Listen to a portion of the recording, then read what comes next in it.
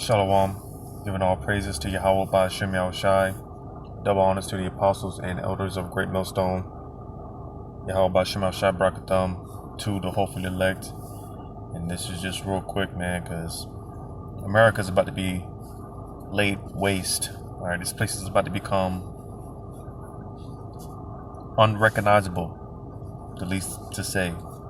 And I saw this video. It says trash accumulates on New York streets as workers protest the Vanessa mandate. Alright, so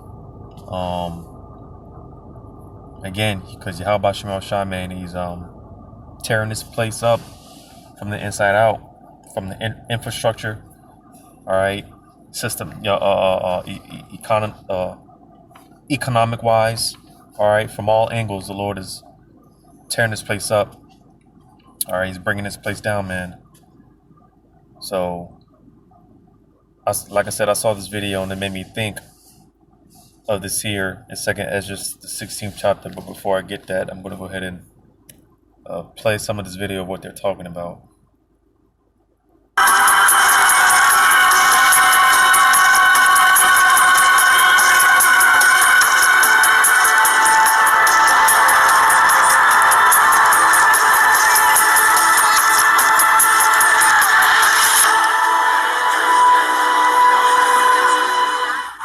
City workers are outraged and gathered to protest outside of the mayor's residence. Some of them even threw garbage onto the mayor's lawn.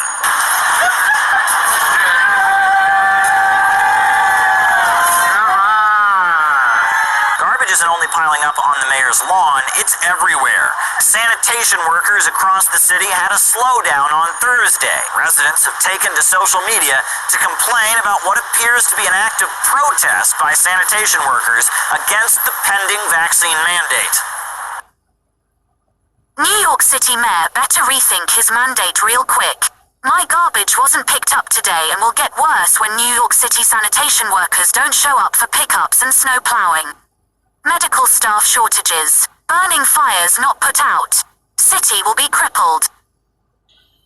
If we don't have employed DSNY workers, we will have outbreaks of disease like cholera in New York City.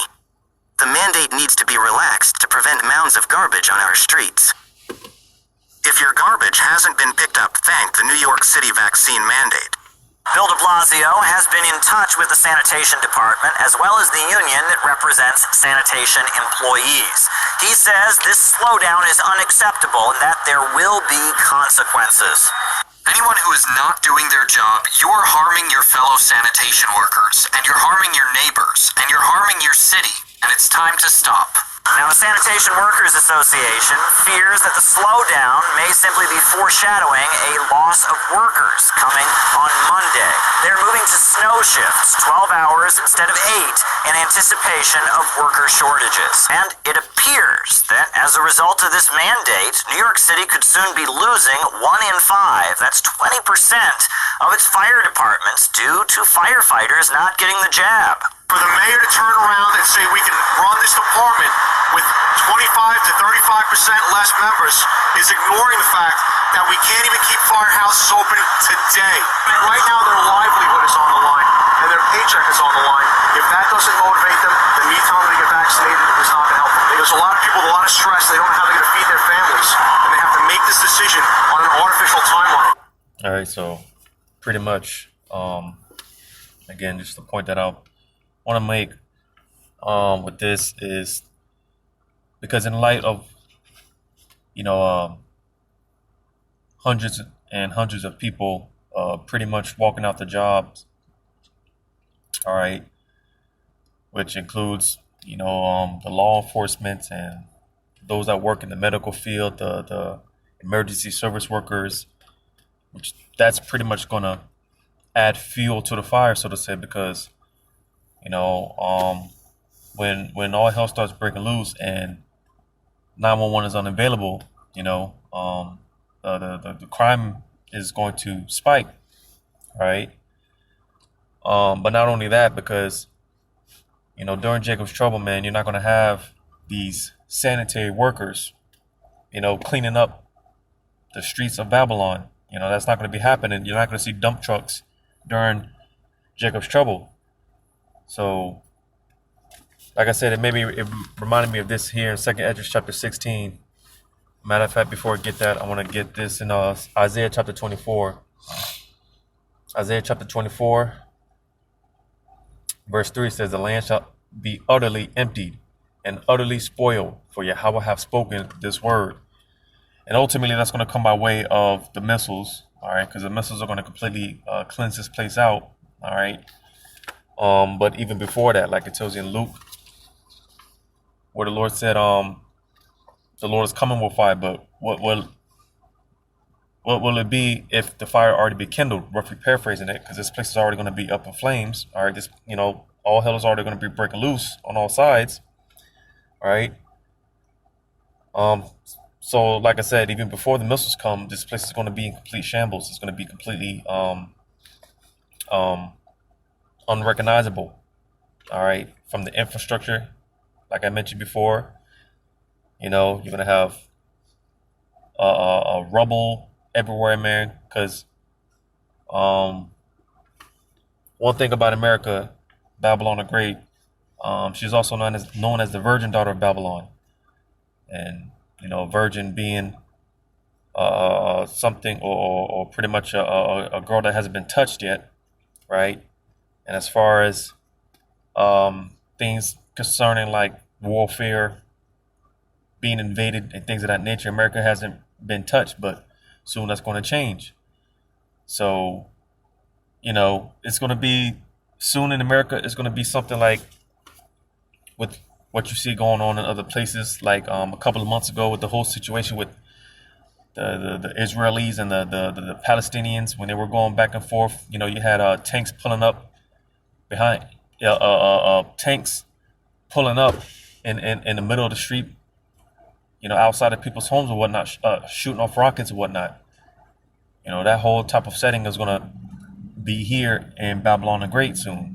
Virgin daughter of Babylon, well, she's not going to be a virgin too much longer. Her chair is about to get popped. All right. And you see, with all this destruction that's coming, again, there's not going to be anyone to clean it up. Buildings are going to be laid to waste, desolate. All right. There's going to be rubble everywhere, dead bodies, and the smell of smoke. You see, I did a video a couple of months ago about with the cemeteries. The cemeteries, right? They were pretty much trying to remember, because I did a video dealing with going into the cemeteries and how they were kind of getting overrun, right? And I did a video about how, hey, pretty much it's going to get to the point where, the cemeteries, man, there's not going to be no room for because the times that we're coming into, you're not going to be able to bury. There's not going to be anyone around to bury the dead bodies, man. Because this is going to be, pretty much just the cemeteries, man. They're going to be pointless. They're going to be useless. Because this is going to be dead bodies everywhere, man. There's dead bodies on the streets, Because again, going back to the point where that I said that you're not going to have these sanitary workers in. Pretty much those that keep this society functioning, they're pretty much going to be null and void. All right, and that's a part of the Lord bringing this place down. But I'm gonna read this again, Isaiah 24:3. "The land shall be utterly emptied and utterly spoiled, for Yahweh hath spoken this word." I'm gonna jump down to verse 10. It says, "The city of confusion," talking about Babylon. All right, Babal, confusion, the land of confusion, is broken down. Every house is shut up, that no man may come in. All right, because for one, this place being the place that everyone wants to come to America to live the so-called American dream or whatnot, but comes to find out it's been nothing but a reality. And now it's to the point where people are trying to get the hell up out of Dodge. A lot of these nations, these heathens that have come over here and set up shop, man, they're packing up shop and they're going back home, man. They made their money, all right, and they're going back home, man, because this place is done. When you read this chapter, it goes into the mirth. The Lord is taking down the mirth, America's windows, The Lord is closing the curtains on this place. But I'm gonna jump down to verse 12. It says, "In the city is left desolation, and the gate is smitten with destruction." So again, go to the fact that this place is going to be laid to waste. It's going to be made desolate. No one to clean up the dead bodies. Those sanitation workers. It's just going to be trash and rubble, mess. It's going to be something straight out of a movie. But I'm gonna go ahead and go to the book of 2nd Ezra 16 now, in verse 24. It says, "There shall be no man left to till the earth and to sow it. The trees shall give fruit, and who shall gather them? The grapes shall ripen, and who shall tread them? For all places shall be desolate of men." Because again, basically going into, like I said, those that uphold and maintain the society, keep this economy going. All right, factory workers, all that is going to be done away with. And real quick, I'm gonna go to this in Ecclesiasticus or Sirach chapter 38. I'll start at verse 27. It says, "So every carpenter and workmaster that laboreth night and day, they that cut and grave seals, and are diligent to make great variety, and give themselves to counterfeit imagery, and watch to finish the work, the smith also sitting by the anvil, and considering the ironwork, the vapor of the fire wasteth his flesh, and he fighteth with the heat of the furnace. The noise of the hammer and the anvil is ever in his ears, and his eyes look still upon the pattern of the thing that he maketh. He setteth his mind to finish his work, and watcheth to polish it perfectly. So doeth the potter sitting at his work, and turning the wheel about his feet, who is always carefully set at his work, and maketh all his work by number. He fashioneth the clay with his arm, and bowed down his strength before his feet. He applieth himself to lead it over, and he is diligent to make clean the furnace. All these trust to their hands, and everyone is wise in his work." Because again, basically the point being that all these people that uphold society, that's the point I'm trying to make. All right, these construction workers, people that build the infrastructure, and keep they maintain the society, the sanitary workers, the maintenance workers and all that. All right, the Lord set these people up to pretty much keep this economy going and whatnot. Right, verse 31, it says, "All these trust to their hands, and everyone is wise in his work. Without these cannot a city be inhabited." Because see, if you don't have all these factors, the city, wouldn't be able to function. All right. It says, because just imagine if you didn't have dumpster trucks, because I believe they come by a few times a week in certain places and areas or whatnot. It's just imagine if they didn't come by at all, man. The cities would be filled with trash, So again, just imagine of all these people that keep the society going, and they provide that stability of the economy to keep it going and whatnot. Imagine if they weren't here. So again, verse 32 says, "Without these cannot a city be inhabited, and they shall not dwell where they will, nor go up and down. They shall not be sought for in public council, nor sit high in the congregation. They shall not sit on this judge's seat, nor understand the sentence of judgment.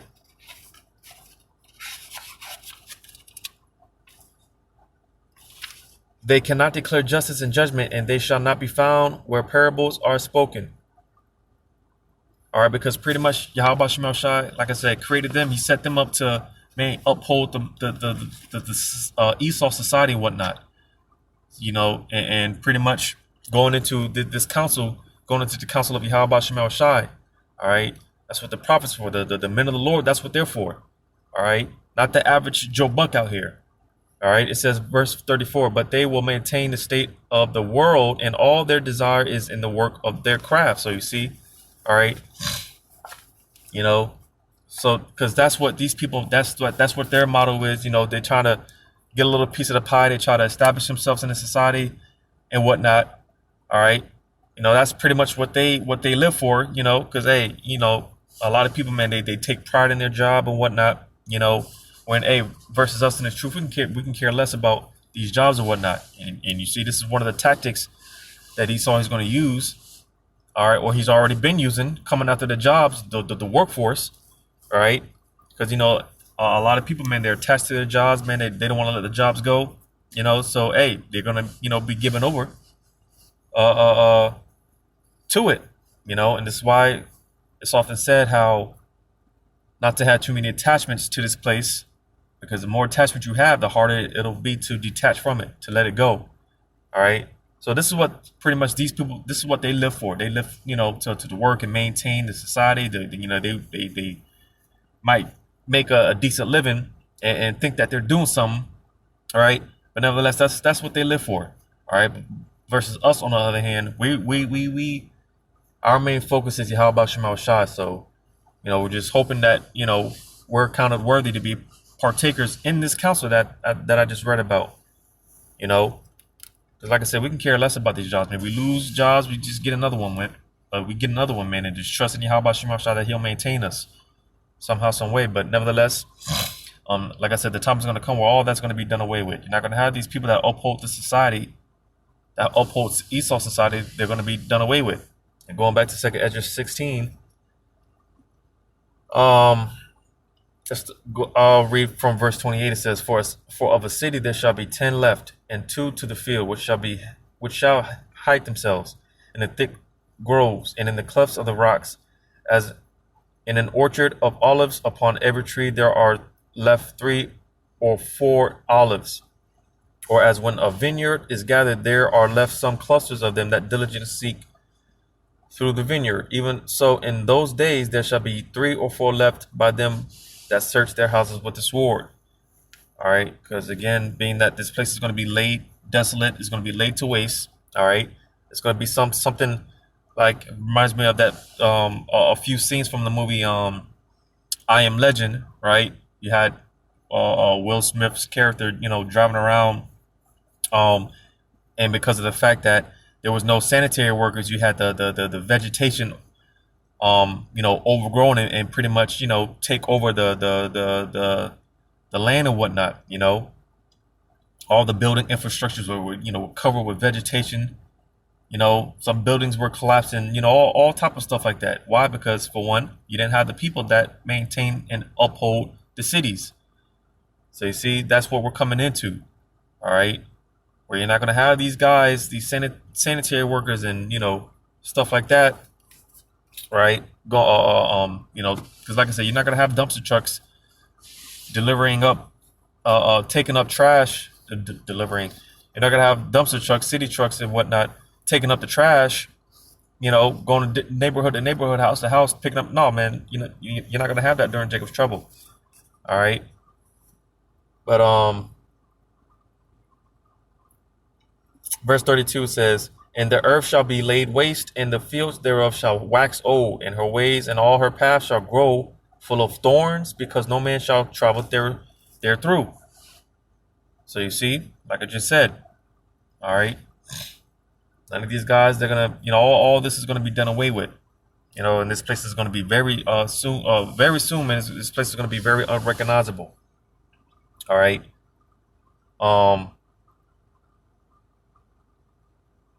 Like I said, it said grow full of thorns. Like I said, the overgrown vegetation, because you're not going to have the lawn maintenance workers and stuff like that, man. Trying